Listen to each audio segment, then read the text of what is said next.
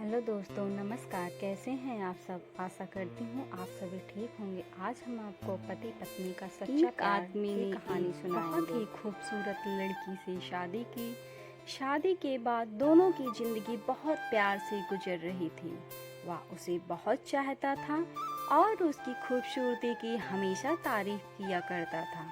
लेकिन कुछ महीनों के बाद लड़की चर्म रोग से ग्रसित हो गई और धीरे धीरे उसकी खूबसूरती जाने लगी। खुद को इस तरह देख उसके मन में डर समाने लगा कि यदि वह बदसूरत हो गई तो उसका पति उससे नफरत करने लगेगा और वह उसकी नफरत बर्दाश्त नहीं कर पाएगी। इस बीच एक दिन पति को किसी काम से शहर से बाहर जाना पड़ा।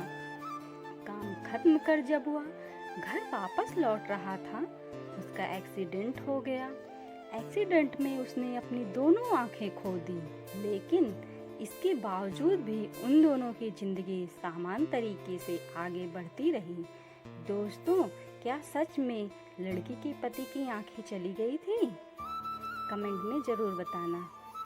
समय गुजरता रहा और अपने चर्म रोग के कारण लड़की ने अपनी खूबसूरती पूरी तरह गंवा दी। वह बदसूरत हो गई, लेकिन अंधे पति को इस बारे में कुछ भी पता नहीं था। इसलिए इसका उनके खुशहाल वैवाहिक जीवन पर कोई प्रभाव नहीं पड़ा। वह उसे उसी तरह प्यार करता रहता। एक दिन उस लड़की की मौत हो गई। पति अब अकेला हो गया था। वह बहुत दुखी था। वह शहर को छोड़कर जाना चाहता था।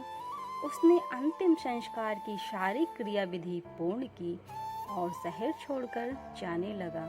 तभी एक आदमी ने पीछे से उसे पुकारा और पास आकर कहा, अब तुम बिना सहारे के अकेले कैसे चल पाओगे? इतने साल तो तुम्हारी पत्नी तुम्हारी मदद किया करती थी।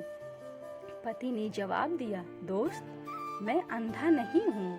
मैं बस अंधा होने का नाटक कर रहा था, क्योंकि यदि मेरी पत्नी को पता चल जाता कि मैं उसकी बदसूरती देख सकता हूँ तो यह उसे उसके रोग से ज़्यादा दर्द देता।